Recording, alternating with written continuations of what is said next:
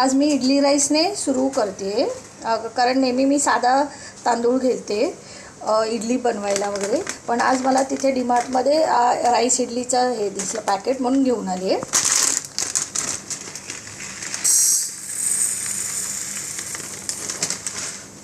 मला बघायचे, सगळीजणं बोलतात की ह्याने सॉफ्ट होतात वगैरे. नाही, हां,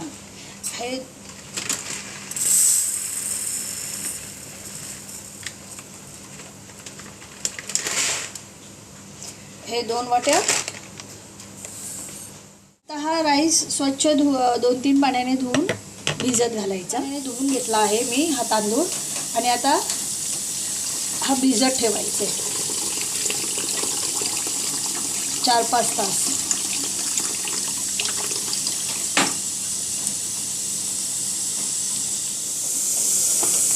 आपण 2 वाट्या हे घेतलेली आहे तांदूळ, तर 1 वाटी उडदाची डाळ,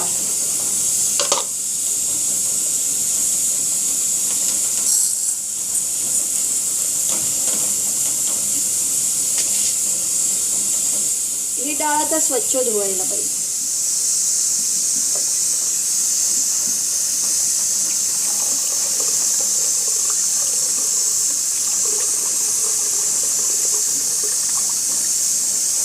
ठीक आहे. ही सकाळी घातलेली उडीद डाळ आणि हे तांदूळ आणि थोडेसे मेथी दाणे हे आपण वाटून घेऊया. उडदाची डाळ, आणि एक तर पावसाळा आता चालू आहे, तर फर्मेंट व्हायला थोडा वेळ लागतो, आणि आपण भिजत घातलेलं तेच पाणी ह्याच्यामध्ये घालायचं, जेणेकरून फर्मेंट व्हायला त्याला मदत होते. एवढं हे बारीक पाहिजे पीठ.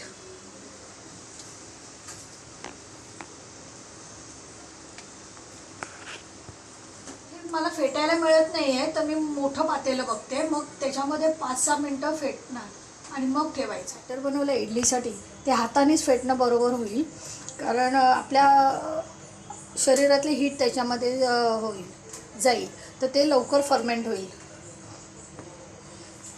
5 ते 7 मिनटं असं फेटायचं.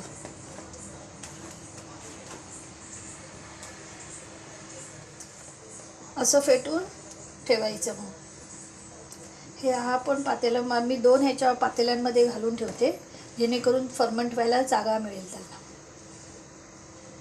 कळलं? हे बॅटर आता फुलून आलेलं आहे, रात्री घातलेलं. हे 8 तासाने फर्मेंट होऊन आलेलं आहे. आता पावसाळा चालू आहे, तर ते थोडा वेळ जास्त घेतला आहे. आता ह्याच्यामध्ये थोडंसं मीठ घालावं लागणार आहे.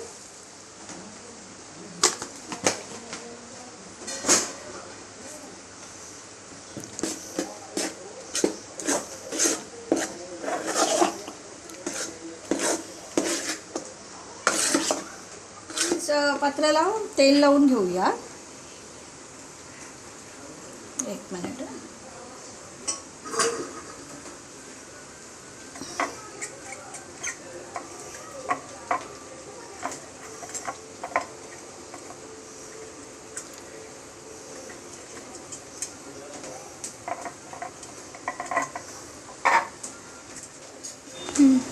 ह्याच्यामध्ये घालूया आता.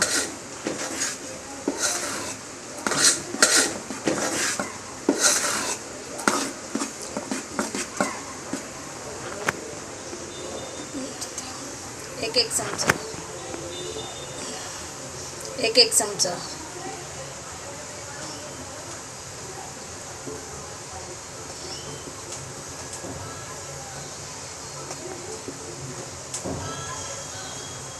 दीड ग्लास पाणी घातलंय, गरम करायला ठेवते मी आता. मध्ये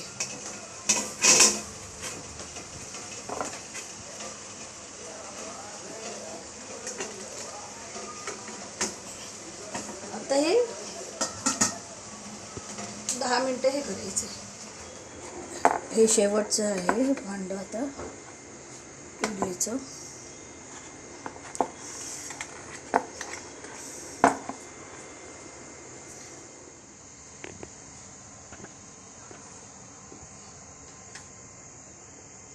वडापावसाठी आपण जसं बॅटर बनवतो तसंच बनवायचं आपल्याला. ठीक आहे.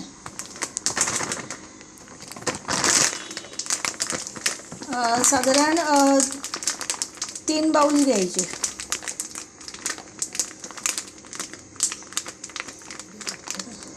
त्याच्यामध्ये पांढरे तीळ,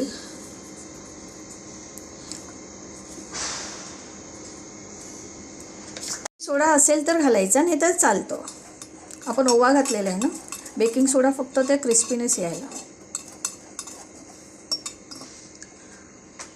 आता हळूहळू बॅटर बनवायला पाणी ओतायचं.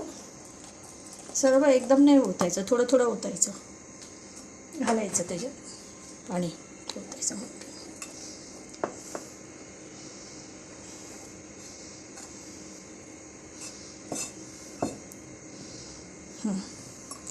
अजून थोडं लागेल.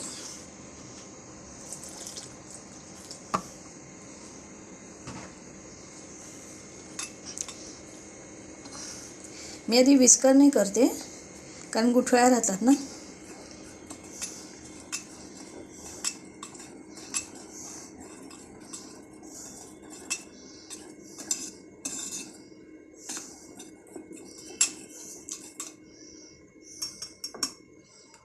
आता मी हाताने करते.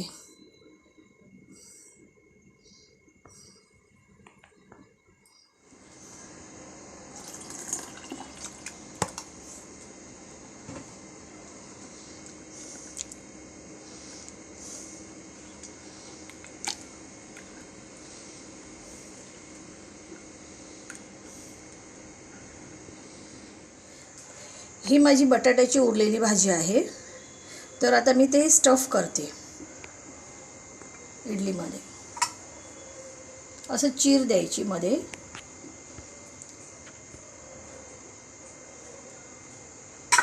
आणि ही भाजी भरायची अशी.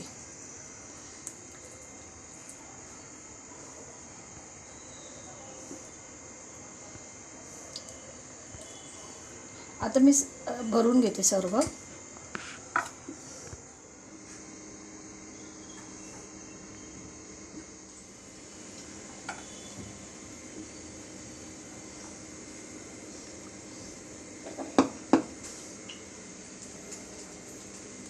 आता गरम तेल झालेलं आहे.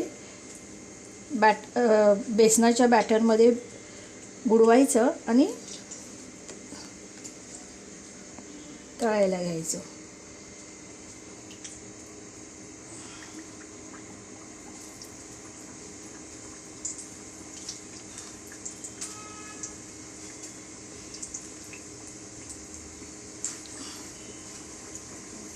माझी लहान कढई आहे म्हणून 2च राहते त्याच्यात.